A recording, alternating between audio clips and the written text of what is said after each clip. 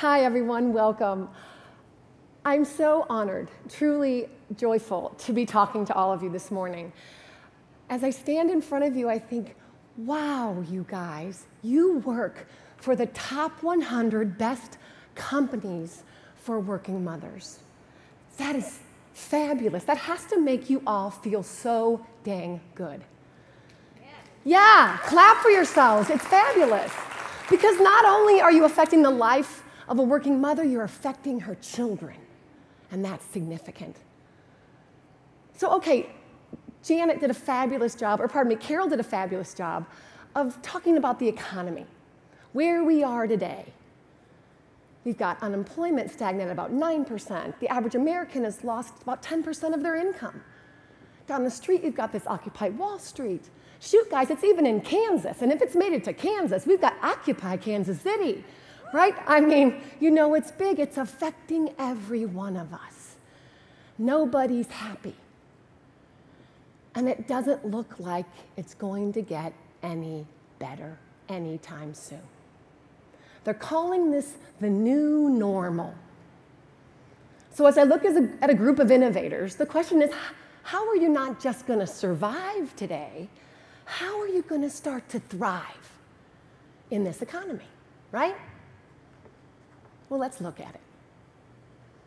How do employees feel first? Let's take their temperature. We're all mothers, a lot of us mothers and fathers. How are we feeling?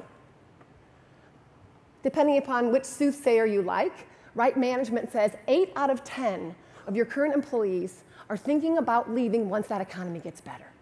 That's a lot. 7 out of 10, SBR says, of millennials will be leaving once things start to look up. Shoot, right now, Mercer says 1 out of 3 of your folks are thinking about leaving today. That's significant. Engagement is stagnant or down as you look at your surveys. Bottom line, your employees are wondering who's looking out for them, who's watching my back and the backs of my family, my children. That doesn't feel very great. You know, a lot of us have seen this quote. I love it. The definition of insanity is doing the same thing over and over again and expecting different results. If we don't want that previous slide to come true, we've got to start doing things differently. But before we can do things differently, you guys, we've all got to start thinking differently. We've got to shift our mindset. I'm going to go on a fast-paced journey, Barbara said, so I'm on a mission to take you through my idea, my company's mission, to help you see how you can implement this in your organizations. Work-Life 3.0, what's the opportunity? What does it look? I'm going to give you an example of family life satisfaction, and then we're going to see how it can affect you, your employees, and your customers. Depending upon what words you like to use, whether it's work-life balance, whether you prefer work-life integration or work-life fit, pick it. It doesn't matter. To me, the definition is successful at work and successful at home. It isn't either or. Your employees want to feel great satisfaction in their family life, in their personal life. If we look at all 3 of the dimensions of work life, let's look at the first one, 1.0, the work experience. Your companies and many others do an amazing job at providing training and development, right? They provide not only for you, but for your supervisors. You have performance reviews to make sure that you continuously improve to achieve success. They allow you to go to events like this, programs, to constantly continue to innovate the way your company is doing things. Our companies spend a heck of a lot of money in 1.0.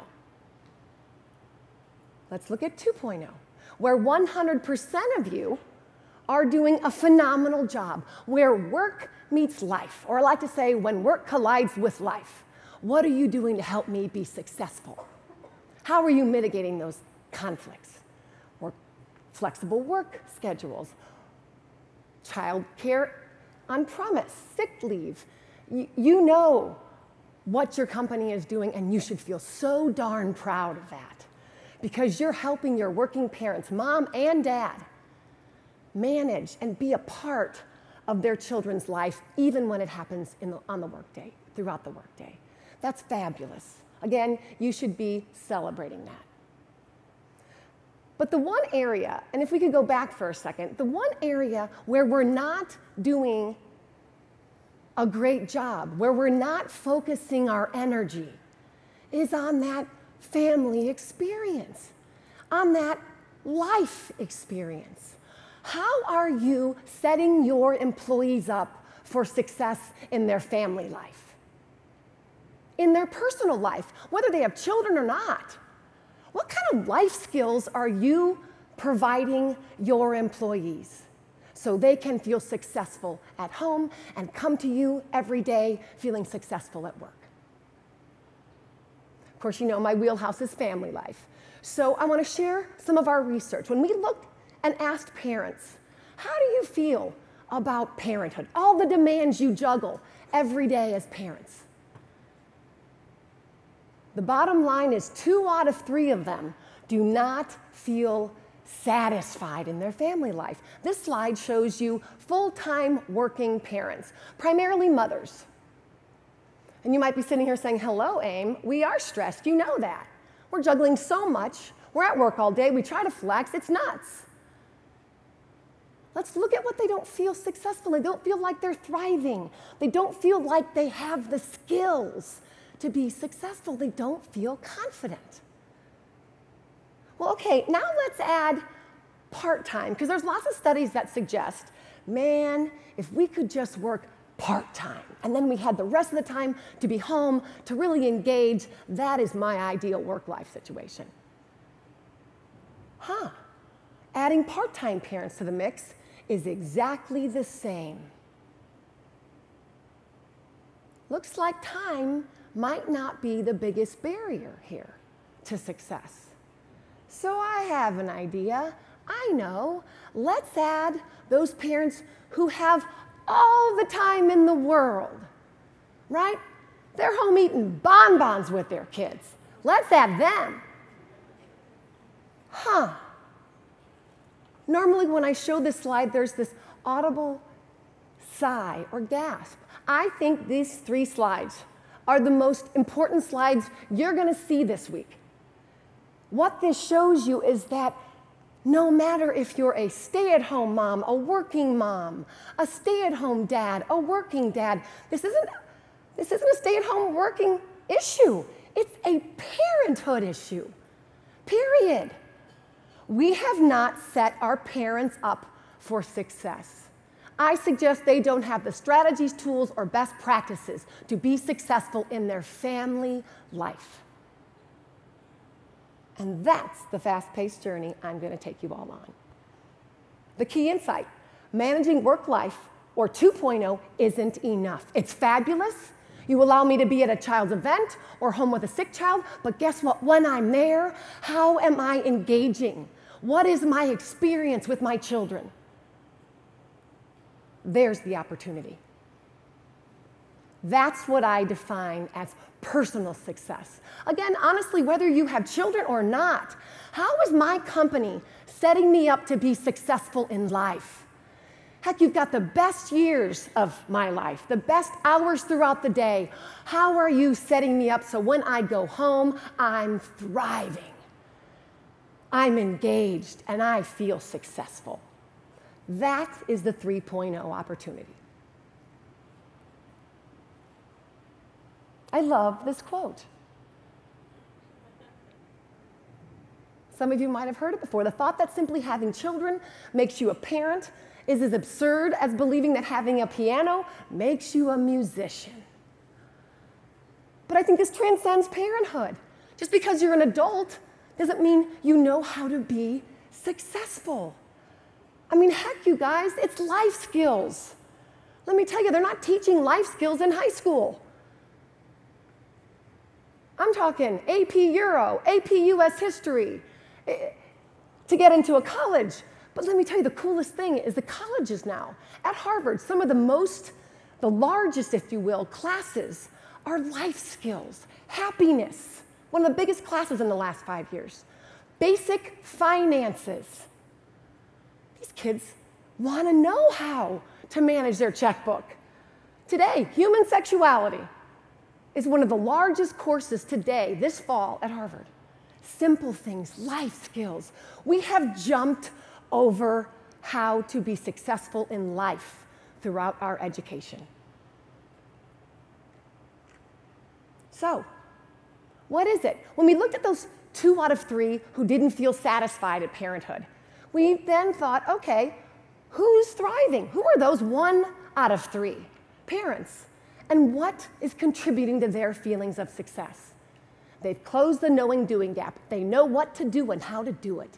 And the buzzwords with this group is they feel confident and in control. We all know how that feels when you feel confident. You can solve problems. You might face lots of conflicts throughout the day, but man, you feel like you can figure them out. You have the ability. You have the skills. You feel adept at managing conflicting priorities, both at home and at work. Boy, don't we all want to be that girl. Don't we all want to be that dad who feels confident in family life? Well, let me tell you, I was not. I was not that mom. And if you'll indulge me for just a few minutes, I want to tell you about my experience bringing home Jonathan, my firstborn. I would say great and inspiring were not the words that I would use to describe how I felt when I brought Jonathan home. I was so exhausted, you guys. I remember mentally, emotionally, and physically wiped. It had been a good 3 days since I had slept, and all of my excitement, my anxieties, my fears, my exhaustion, my hormones were getting the best of me. You know, like most babies, I'm sure like many of your own, Jonathan was really congested. He was coughing up all that fluid that sweet child had lived in for the last 10 months. But I'll tell you, I truly thought Jonathan was gonna choke. He was gonna choke to death on all of that fluid. So, to make sure he didn't die throughout the night, I watched Jonathan sleep all night long. I was armed with the bulb syringe. How many of you remember the bulb syringe? Oh my gosh, mine was light blue. The hospital gave it to me. I remember looking at it thinking, what is this? She said, oh, you'll know what to do with it. I did. I suctioned that sweet baby's nose all night long, and then I disinfected it, then I suctioned his mouth, and then I disinfected it. I mean, it was this routine, I kid you not, all night long. By 2 in the morning, I'm sure I lovingly reached over and tapped my husband. Hi, that's a whole nother keynote that I had to wake him up while our child was flailing, and we called the hospital at 2 in the morning just to make sure that I was doing everything I could, everything right, to keep that sweet child alive. Does that ring a bell to any of you? Does that bring back any memories? In those first days, those hours, those days, those weeks that passed, I realized that motherhood was hard. It was like no other hard I'd ever imagined. It was hard mentally, it was hard emotionally, and it was hard physically. I mean, where was that natural my mom told me I was going to be? And I was going to be great, all my friends said. Well, I realized, I thought natural meant easy. And I felt so duped, so blindsided. Here I was, this educated, accomplished young woman. What was up with me that I couldn't figure this parenthood thing out? I felt like all my friends were figuring it out.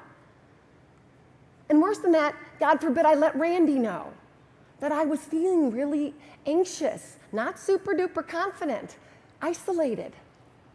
All I knew is that everyone was counting on me. My husband, my family, my baby, counting on me to figure it out and be great.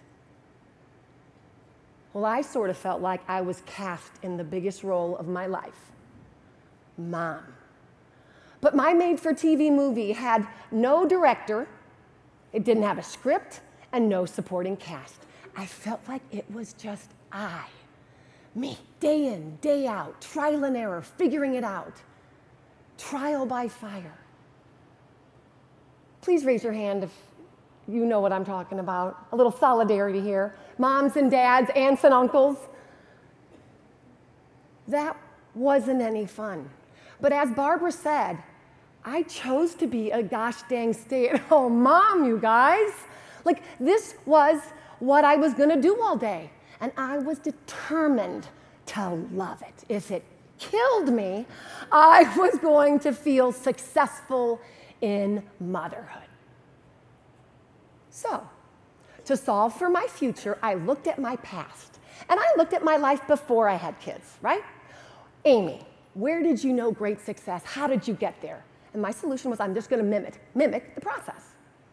After college, I was hired by Eli Lilly.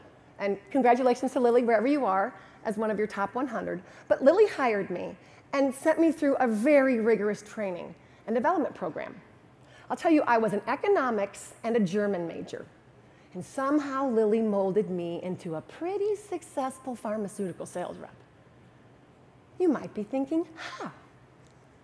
Training, development, and structure. 6 weeks, you guys, of intense coursework, tests, manuals, followed by quarterly marketing meetings, district meetings, and one-on-one monthly meetings with my manager. Lilly left very little up to chance.